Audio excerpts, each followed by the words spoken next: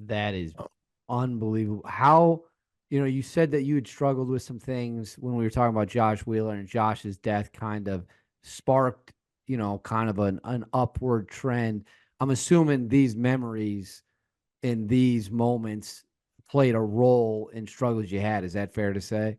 yeah, absolutely. I Are mean, you willing to discuss to what you're comfortable with, what you did yeah, struggle with, and then what steps did you take? Because I hear this a lot, and this is what I think is really important.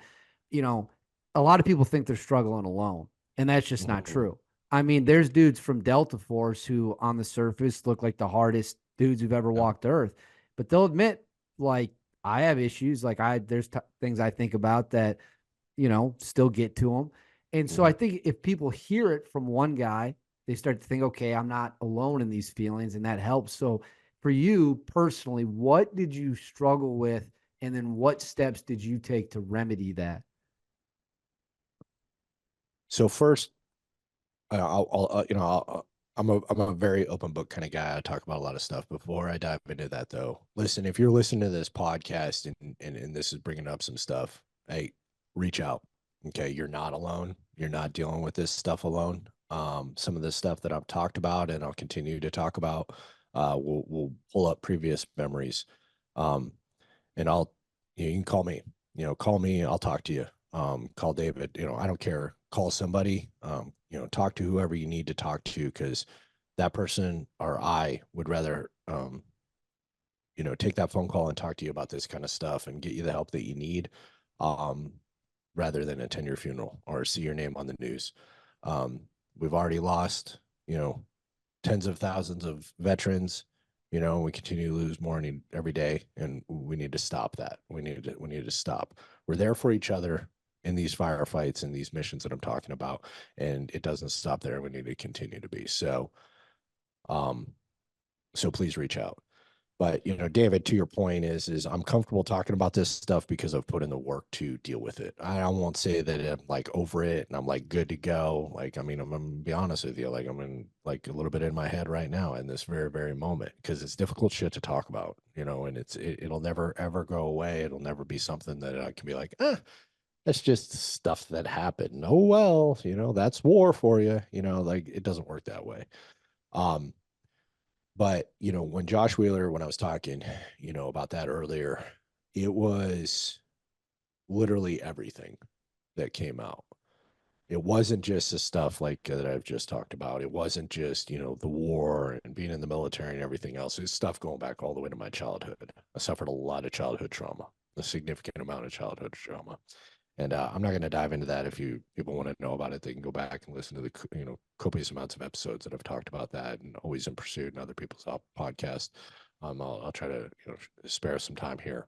But I had a lot of shit to unpack. I had 30 plus years of things to unpack, and I um it all came out like I feel bad for the chaplain that I talked to because it didn't come out like in one cohesive pattern. I was hopping timelines, I was hopping periods of my life. I was like talking in the third person, first person, second person. It was all over the place. And it took years to unpack that. And I didn't do it in the right way. I'm not going to sit here and advise this. I did this while I was continuing to be a first sergeant. I was continuing to deploy. I was continuing to go to the Sergeant Major Academy. Then I was a Sergeant Major over at Second Cavalry Regiment. I was still dealing with that. I was still seeing therapists. I was still getting treatment all this time. Um, the one thing I never did was medication. And I'm not going to sit here and because I'm not a doctor, I'm not going to sit here and try to give advice in that. I just know myself. I know my addictive personality, and the addictive personalities of my family and everything else. So I just refuse to do it. Um, Maybe it would have actually helped and accelerated things and done a lot of stuff, but um, it was a lot of talking about things. It was a lot of coming to terms with things. It was a lot of phone calls to people and having very difficult conversations and apologizing for things and talking about things that had happened. It was reliving moments that had been repressed in my mind for decades. And really kind of exposing my soul to people that I didn't know, therapists and chaplains and, experts and everything else. And, journaling became a huge thing for me. Writing became a huge thing for me so that I could sit at and I could look at things and I could analyze things. And I'd love to sit here and tell you that I came to like this grand epiphany. But at the end of the day, I mean, there's not one. The best thing I can say is that I've been through all that. I've survived all that. So therefore, I have to live a life of purpose, a life of purpose for my family, a life of purpose for other people. And I've done that through podcasting, and I've done that with a lot of other ventures in my life, so that I can help other people, so they can realize it's okay to have to deal with that stuff. It's okay to have to talk about that stuff, because we're better with you in the world, um, and being a present member of this world. You being, you know, repressed and living a life of darkness is not good for yourself, and it's not good for anybody else. We need you to be an active member of society. The greatest generation coming out of World War II is not just because they beat the Nazis. They're the greatest generation because of what they did after World War II. They changed the economic structure of the entire world, specifically the United States, forever. And veterans of the GWAT and everything else, they're the same. And we've got to work together, and we've got to overcome the struggles. And right now is a great time to do it. I mean, everybody sees what's going on in the world. Like, we have been through hell. So let's work together to overcome that. And maybe it's just your small piece of your pie.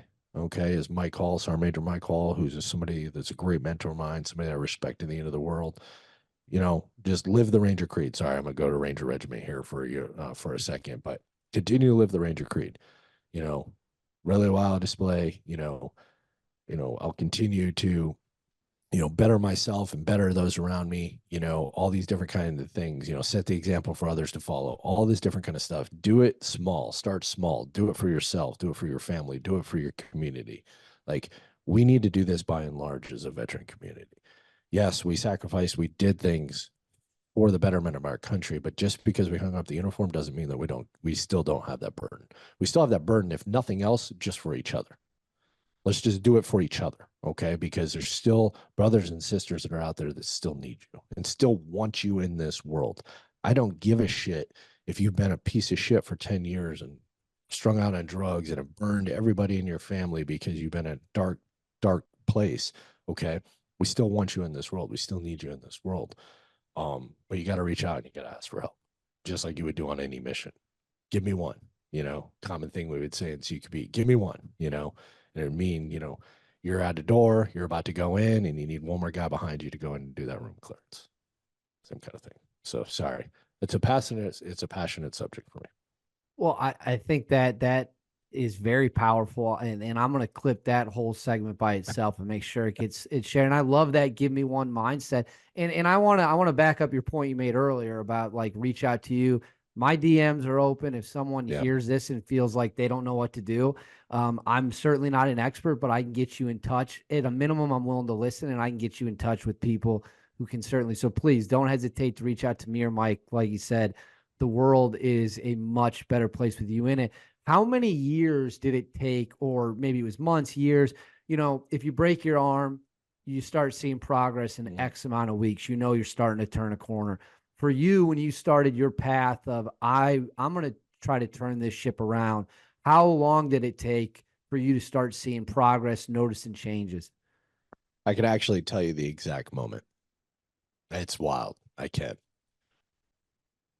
And I honestly, David, I don't know if I've ever shared this. I don't even think I've shared this with my wife. So I'm gonna have to go immediately share this with my wife after this, because she'd be pissed if the rest of the world knew about it before she did. I'm in Belgium. Okay. This is 2019. Okay. So this is 5 years after Josh died. Or maybe it's 4. Sorry. Date's a little bit foggy. Okay. And we go to Belgium like a 4-day weekend or something like that. And my wife and I, it was just my wife and I, we'd take like a 4-day weekend. And we had just like a great weekend. Like we had an awesome hotel, like overlooked the square. We had like an awesome dinner.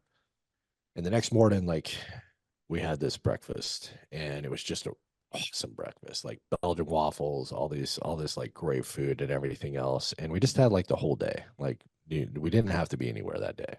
My wife's like, what do you want to do today? You know, we just had an awesome breakfast. We're sitting there drinking coffee, like bomb ass coffee. I'm a coffee guy. Like when I have good coffee, day's right, right? Um, and by the way, Ariel Resupply Company, or a coffee company, veteran company, better than Black Rifle. Try it out. But anyway, sorry, shout out for them. I love Mike. He's a great dude. No politics too. But anyway, uh, and I just remember this like flood of emotion, happiness, and like kind of relief like coming over me that just do whatever the hell I want today. Um, I'm in Belgium with the woman that I love. I'm alive, which is a substantial thing.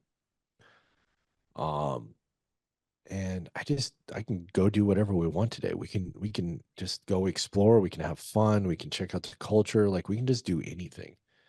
And I was like, and it ties into some a point I made earlier that the fact that I'm alive can be enough. The fact that I get to enjoy my life is enough because Josh doesn't get to. Casey Casavet doesn't get to. Tom Vitagliano, you know, and I can just go down list of names. They don't get to. And I'm so fortunate that I have a woman that loves me. I have kids that are amazing. I have I'm a command sergeant major of an amazing unit, and I get to do really cool things, and I get to impact people in amazing ways daily.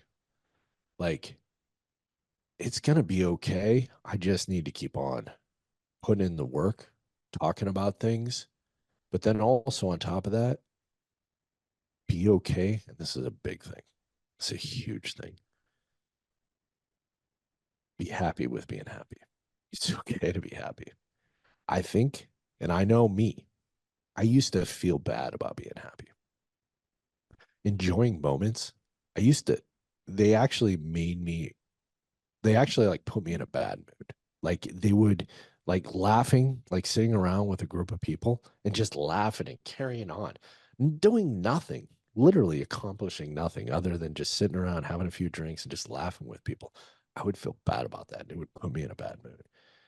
But that's what life's about. It's about enjoying moments, about creating memories. And as a veteran that's been through all the shit that we've been through, like you got to appreciate that because there's so many that just don't get to do that. So the point being is it took me years to get into place, and I still have my moments. I still get in my head about things. And I got to work through them and I got to do stuff. And what I don't do is I don't dive into a bottle. Okay. I don't, you know, I don't do that stuff. I'm not sitting there judging anybody that does. But I don't, because I just know it's all it does is suppress. I got to work through that stuff. I got to call my counselor. I got to continue to work through that shit. I love Yeah. it. And I think that people are going to see this, and I think that it is going to have an impact on them. And there's no question, people who are going to see this who might feel like they're alone and isolated, they're going to hear your story, a guy that went to combat many times, a guy that saw a lot of things, dealt with a lot of things. And if you're able to do it, it's a shining example that other people can do it too. So I do appreciate you sharing those stories, and it is honestly inspirational, and I mean that all with all the sincerity in the world. I got just a few more